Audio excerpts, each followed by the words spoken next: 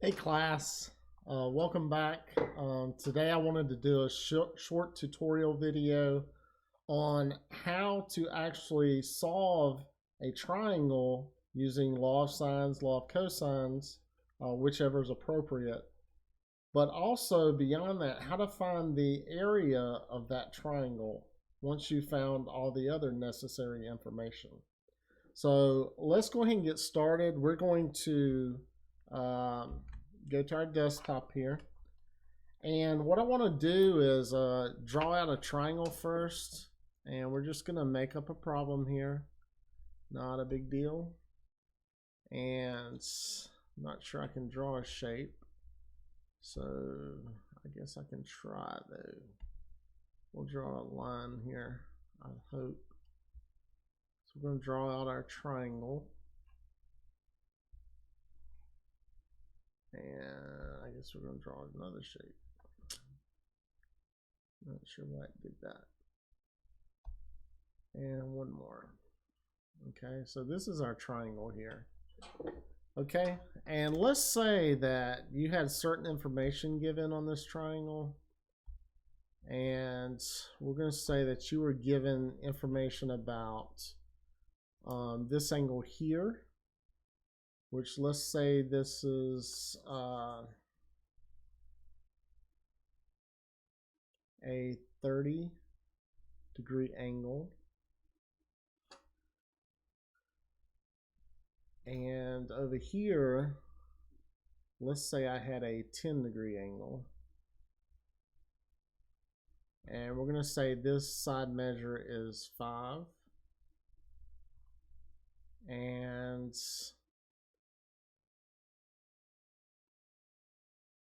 I think that'll work. And we want to solve this triangle, but we also want to determine the area of the triangle, okay?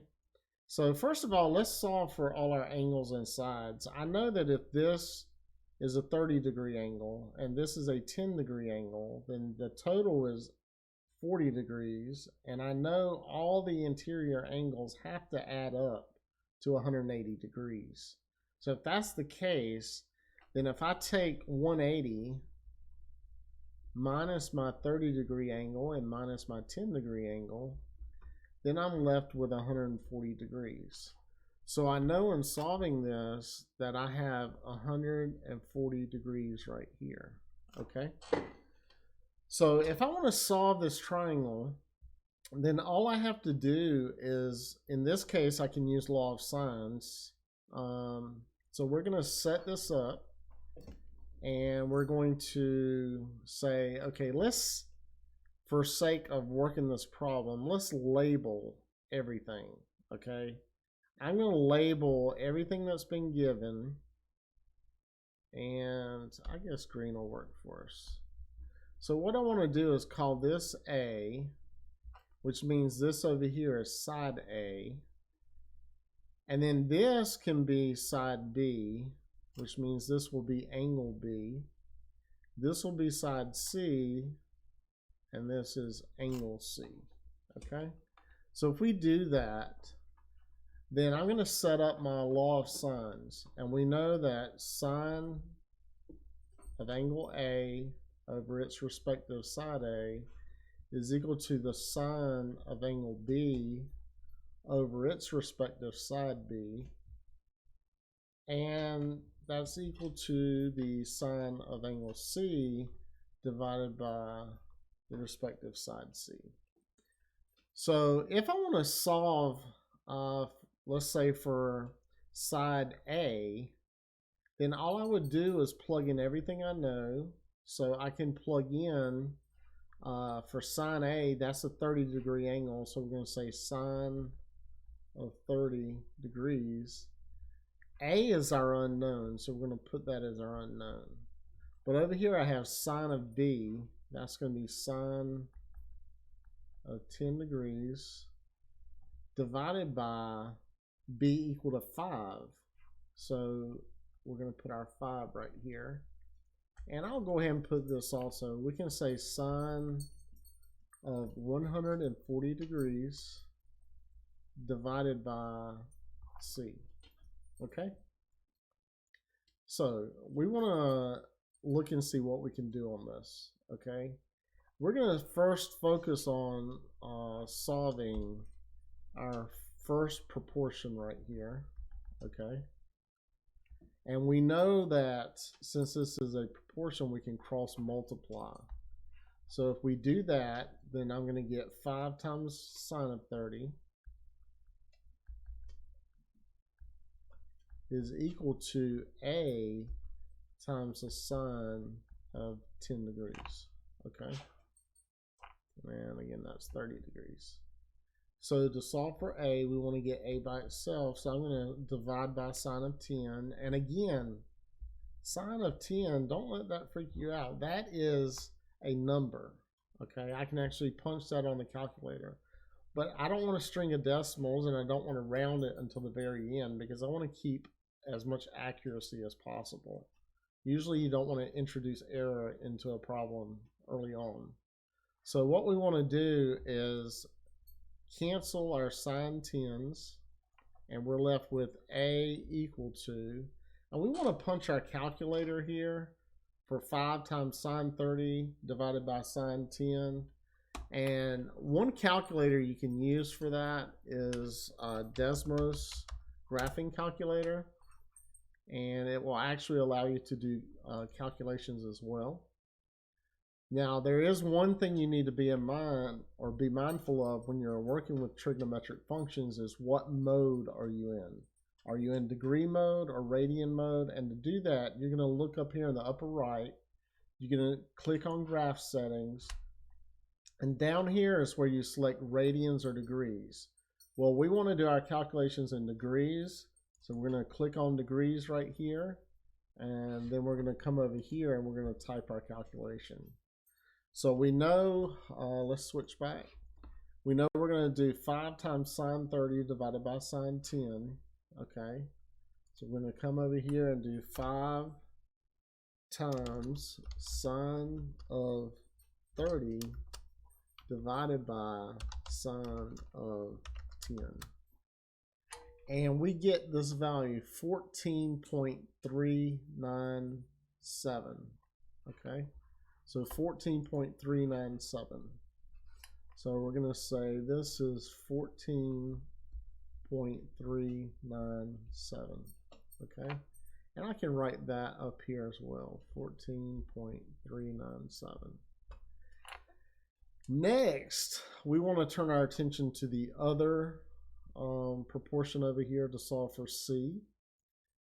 Again, we're looking to solve this whole triangle. So if I cross multiply here, I end up with, and I'll do that right here, C times the sine of 10 degrees is equal to 5 times the sine of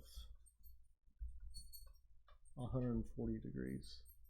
Now, some people will put their angle inside parentheses.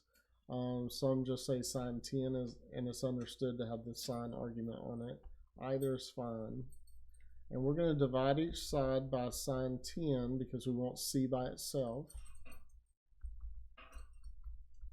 And we can cancel our sine 10 because any number divided by itself is 1. And we get C is equal to, and again, we're going to come back over here to Desmos and we're going to type this in. And I can leave that there. I can do a new calculation. 5 times the sine of 140 divided by the sine of 10. And I get 18.508. Okay. So 18.508. 18.508. And I'm going to say that's equal to 18.508. Okay, so now we have solved for every side measure. We have solved for every angle measure. The question is, does our triangle make sense? Okay. And we're going to look at our side measures we got because you always want to do an eyeball check to check your work. And we know that the shortest side should sit across from the smaller angle. the largest side should sit across from the larger angle.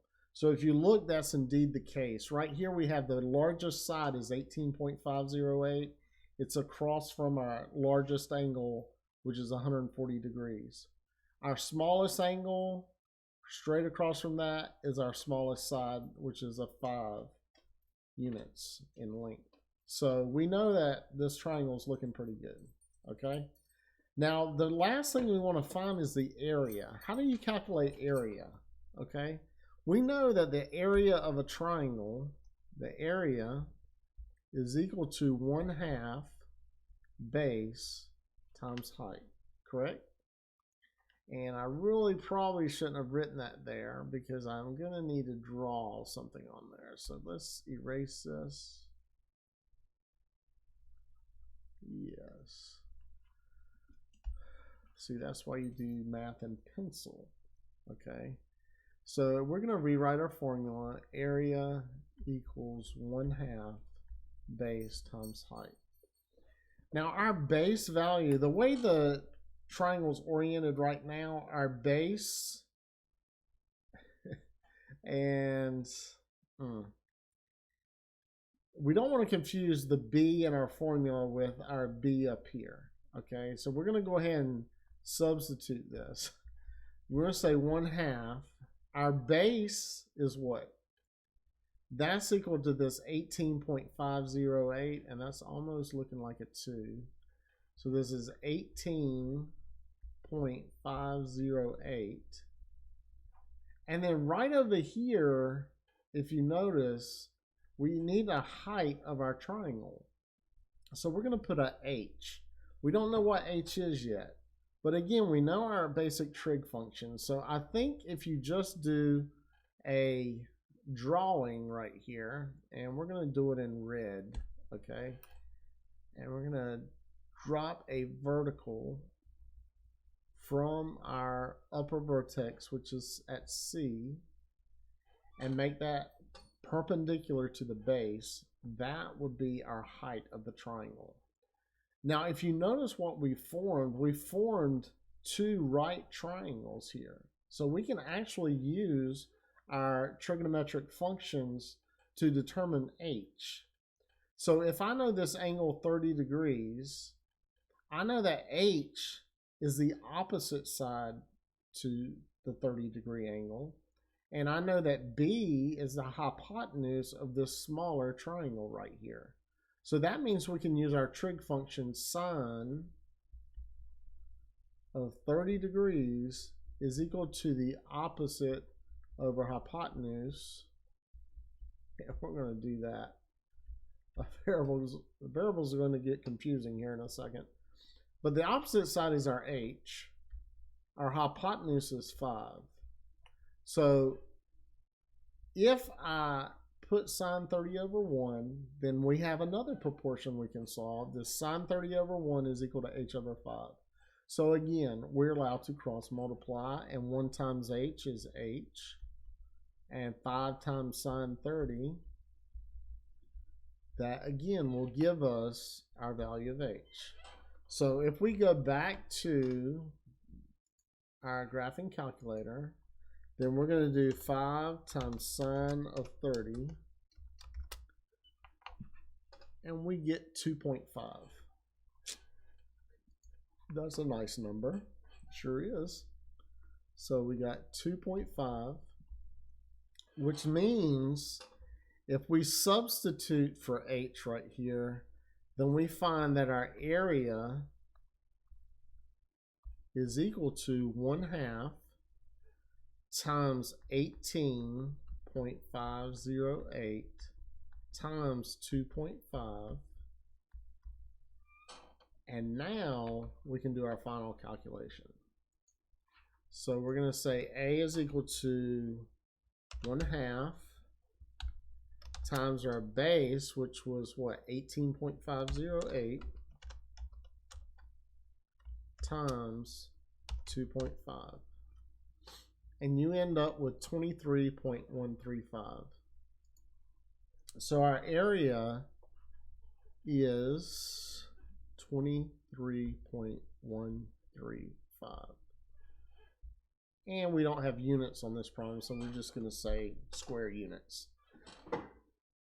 But guys, this is how you go about finding the area of a triangle that you have solved using law of sines or law of cosines.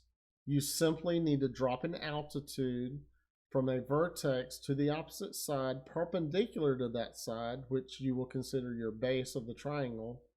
The altitude is your height once you find that measure, which you can do using your basic trig functions, which is usually appropriate function, and you'll do fine. So again, it's a straightforward calculation. You just need to remember the area formula for a triangle. A equals 1/2 base times height. And as any formula goes, substitute your knowns, calculate the unknown. So thanks for watching. I really appreciate working with you today, and I hope you guys enjoyed the video. If you do, hit that like and subscribe, and just look for more content coming to the channel soon. Thank you so much. Bye-bye.